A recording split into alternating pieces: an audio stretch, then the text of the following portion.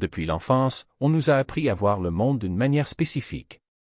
Nous découvrons leurs douleurs, leurs confusions, leurs apparentes contradictions. Et si tout cela n'était qu'une distorsion soigneusement planifiée?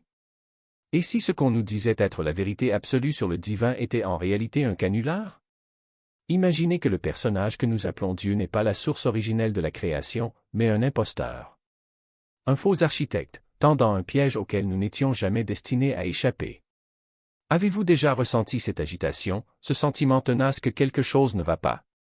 Même si vous essayez de suivre les règles, le jeu semble truqué.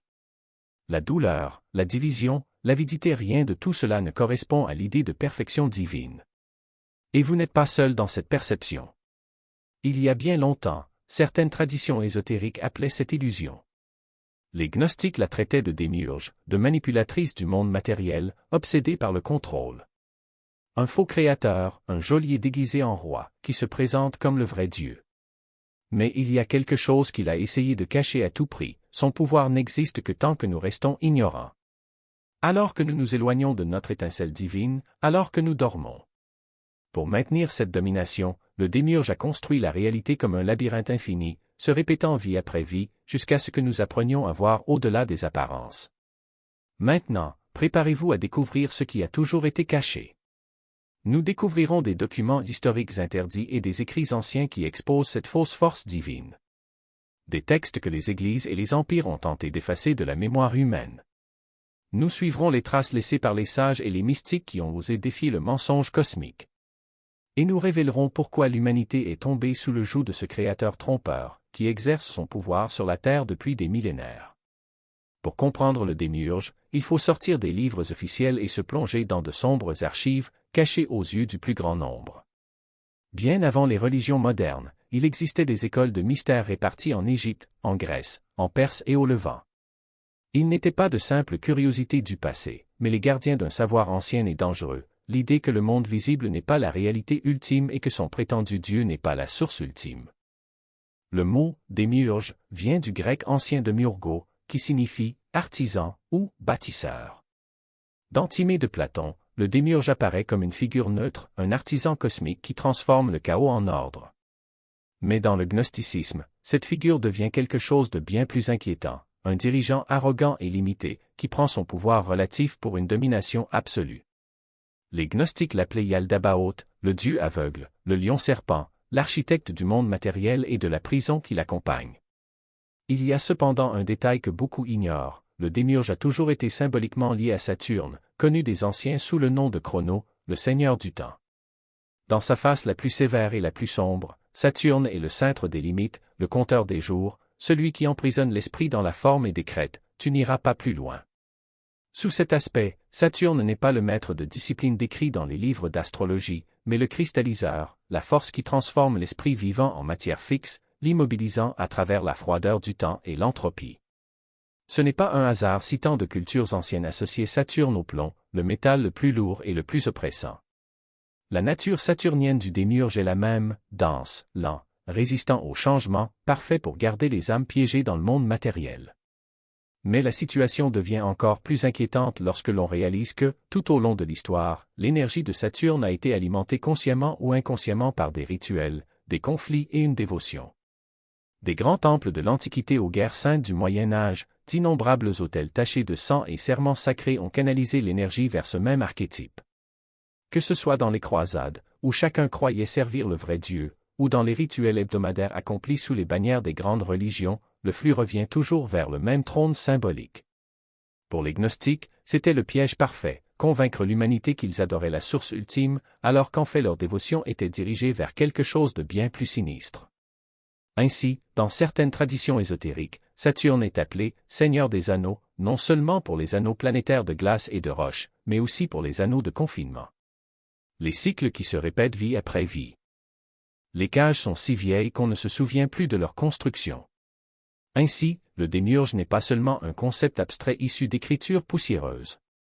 C'est une force qui peut être mesurée dans les étoiles, enregistrée dans nos mythes et maintenue vivante par des rituels au fil des millénaires.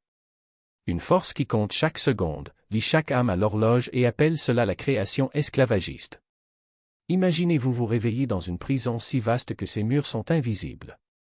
Une prison où tout chaque vue, chaque son, chaque sensation semble normale parce qu'on n'a jamais rien connu d'autre.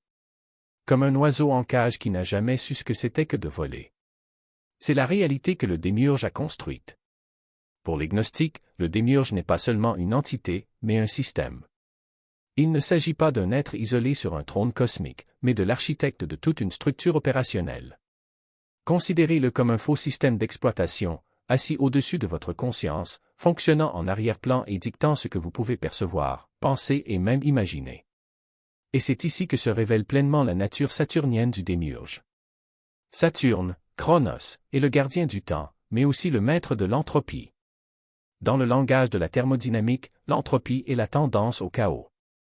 Or, dans la prison spirituelle du démiurge, cela fonctionne à l'inverse, cela ne conduit pas au désordre, mais à une cristallisation parfaite. Quand quelque chose de vivant est fluide, cela peut changer. Lorsqu'il devient cristallin, il devient immobile. Le démiurge utilise ce principe comme une technologie métaphysique, ralentissant le flux de conscience jusqu'à ce qu'il devienne dense, rigide, figé. Chaque répétition des mêmes cycles naissance, souffrance, distraction, mort ajoute une nouvelle couche au cristal. Chaque croyance acceptée sans contestation est une autre facette sculptée. En termes physiques, c'est la matérialisation. En termes spirituels, c'est la cristallisation, l'emprisonnement de l'âme dans la forme, au point qu'elle oublie qu'elle était autrefois lumière. La prison est faite de schémas, de cycles qui se répètent. Les saisons de la vie, la montée et la chute des empires, et même les leçons spirituelles qui semblent revenir sous différentes formes. Tout cela est de l'entropie en action, réduisant les possibilités infinies de l'être à un ensemble prévisible de boucles. Les archontes, leurs agents, sont les gardiens de cet ordre. Non seulement ils maintiennent les cycles, mais ils renforcent la structure cristalline elle-même, garantissant que peu importe combien vous vous déplacez dans le motif, vous ne pourrez jamais y échapper. Le démiurge ne contrôle pas seulement à travers des chaînes, mais à travers des histoires. Depuis des millénaires, l'humanité se voit présenter une version de Dieu qui lui ressemble, autoritaire, jaloux, obsédé par l'obéissance. Il établit des lois qui ont moins à voir avec la vérité divine qu'avec le maintien des hiérarchies. Il récompense la soumission par des promesses de paradis et punit la rébellion par des visions de tourments éternels. Mais il y a quelque chose de plus derrière ce récit. Partie dans laquelle beaucoup tombent sans s'en rendre compte, l'illusion du réveil parfait. Le démiurge ne se soucie pas de savoir si vous recherchez l'illumination, du moment que cette quête devient une autre identité, une autre étiquette à défendre avec ferveur. Il ne craint pas le chercheur qui collectionne les techniques spirituelles, mais plutôt celui qui les utilise pour dissoudre le besoin même de les rechercher. Le véritable danger pour le système n'est pas la connaissance, mais son application silencieuse, la transformation qui se produit lorsque vous arrêtez de parler de liberté et que vous la vivez simplement. Les archontes, ces agents de la matrice, opèrent avec une ruse presque imperceptible. Ils n'ont pas besoin d'interdire l'éveil, il suffit de le déformer, d'en faire un produit, une mode, une compétition. Avez-vous déjà remarqué à quel point certains cercles spirituels deviennent le miroir des mêmes hiérarchies qu'ils critiquent? Le gourou qui exige la dévotion, le groupe qui exclut ceux qui ne suivent pas leurs règles, la recherche d'expériences mystiques qui ne mènent jamais à un véritable changement? Ce sont tous des pièges déguisés en portails. Le démiurge n'a pas besoin de détruire la lumière, il l'imite, la dilue, la vend comme marchandise. Et le plus ironique est que beaucoup de ceux qui croient se libérer renforcent en fait les chaînes. Mais il y a un point aveugle dans cette guerre, le démiurge ne peut rien créer de vraiment nouveau. Il ne peut que réarranger, déformer, imiter. Toute la beauté que vous voyez dans le monde, la musique qui touche votre âme, l'amour qui transcende le temps, la synchronicité qui ressemble à un murmure divin n'est pas son œuvre. C'est l'écho du véritable créateur, vibrant encore dans la matière, comme une corde perdue dans le bruit. Le démiurge ne comprend pas cette beauté, il la craint, car elle est la preuve que sa réalité n'est pas absolue. Alors il essaie de vous étouffer avec des distractions, avec un bruit constant, avec l'illusion que vous avez besoin de quelque chose en dehors de vous pour être complet. La clé pour échapper n'est pas de combattre le système, mais d'arrêter de l'alimenter. Chaque fois que vous réagissez avec peur, colère ou désespoir à ces manipulations, vous donnez de l'énergie au démiurge.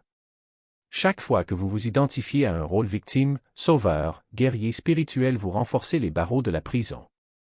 Mais lorsque vous observez sans vous attacher, lorsque vous agissez sans vous laisser définir par les circonstances, quelque chose d'extraordinaire se produit, le démiurge perd son pouvoir sur vous. Il ne peut pas contrôler ceux qui ne se laissent pas contrôler. Les gnostiques parlaient d'un état appelé « connaissance silencieuse », non pas la connaissance de mots ou de concepts, mais celle qui vient quand on sait simplement, sans avoir besoin de prouver. C'est dans cet espace que naît la vraie liberté. Ce n'est pas un endroit lointain, mais un état d'être qui existe déjà en vous, caché sous des couches de conditionnement. Pour y accéder, vous n'avez pas besoin d'escalader des montagnes ou de traverser des déserts. Arrêtez-vous, respirez et rappelez-vous. Le démiurge veut vous faire croire que la liberté est quelque chose qui doit être atteint dans le futur, quelque chose qui dépend des conditions extérieures. Mais la vérité est que c'est ici, maintenant, en ce moment même. Vous êtes déjà libre, j'ai juste oublié. Et l'oubli est la dernière et la plus subtile des illusions. Lorsque vous prenez conscience de cette réalité, la donne change. Les règles du démiurge ne s'appliquent plus, car vous ne jouez plus. Vous êtes simplement. Et être, au sens le plus pur, est l'acte le plus révolutionnaire qui soit. L'éveil lui-même peut devenir une nouvelle identité du moi. Au moment où vous vous accrochez à « je suis l'éveillé », le démiurge change simplement de masque et vous maintient dans le même cycle. Gardez un œil sur cela. Une pratique subtile mais puissante consiste à inverser votre regard, au lieu de le diriger vers l'extérieur, vers le monde et ses réactions, tournez votre conscience vers l'intérieur. Demandez « qui est conscient ?» Reposez-vous dans cet endroit. Là, l'ego se tait et le démiurge tant externe qu'interne perd sa voix. La liberté ne vient pas de la fuite vers un autre endroit. Cela vient du fait de se rappeler que la vraie prison n'a jamais été le monde, mais de la croyance que vous n'étiez que le masque. Le démiurge, ce faux créateur, a façonné le monde dans lequel vous entrez, conçu les règles selon lesquelles vous vivez et écrit le scénario que la plupart suivent sans poser de questions. Il se cache derrière des noms sacrés, de belles illusions et le confort du familier. Et pour la plupart, cela suffit à les maintenir piégés. Vous avez déjà entendu ces murmures. Ce sentiment que le Dieu qu'on nous a appris à adorer n'est peut-être pas la véritable source. Cette souffrance sur ce plan n'est pas une volonté divine, mais le sous-produit d'un architecte imparfait essayant d'imiter la perfection. Qu'il y a quelque chose de plus élevé, de plus pur, qui attend au-delà du voile. Les gnostiques ont tout risqué pour transmettre cette vérité. Ils savaient que s'il ne serait ce qu'une seule âme s'en souvenait, l'illusion commencerait à se fissurer. Car le pouvoir du démiurge dépend entièrement de son oubli. Dès l'instant où vous vous en souvenez, vous ne pouvez plus être contrôlé de la même manière. Et voici la clé qu'ils nous ont laissée, les dirigeants de ce royaume sont appelés les seigneurs du karma. Karma, ici, ne signifie pas justice mystique, mais poids du passé. Les modèles et les cycles de cause à effet qui vous lient aux mêmes répétitions. Faites un pas vers le dharma et vous serez hors de leur portée. Le dharma est l'espace ouvert du moment présent, détaché de ce qui a précédé. C'est de la pure souveraineté. L'endroit où vous n'agissez pas à partir d'une programmation, de souvenirs ou de peur, mais à partir d'une connexion directe à la source. Au moment où vous vous y établissez pleinement, l'équipement cosmique tombe en panne, les archontes n'ont plus de scénario à utiliser contre vous. Le cristal commence à se briser. La question n'est donc plus de savoir comment vaincre le démiurge, mais vais-je vivre du karma ou du dharma? Parce que chaque fois que vous choisissez le dharma, chaque fois que vous agissez à partir du présent plutôt que du passé, vous émettez cette fréquence dans le champ morphogénétique de toute conscience. Cela devient un signe, montrant aux autres la voie à suivre. Et voici la vérité qui devrait à la fois vous réconforter et vous interpeller, vous détenez déjà la clé. La question est, l'utiliserez-vous? Si ce message a réveillé quelque chose d'ancien en vous, réaffirmez votre place dans ce cercle. Laissez votre marque avec un like et dites votre vérité dans les commentaires. Partagez ce que vous avez vu, ce que vous avez ressenti, ce dont vous vous souvenez. Et si vous êtes prêt à approfondir les mystères qu'ils ont hantés d'effacer, soyez ici pour la prochaine révélation. Parce que le voile est mince et qu'il est temps de le traverser.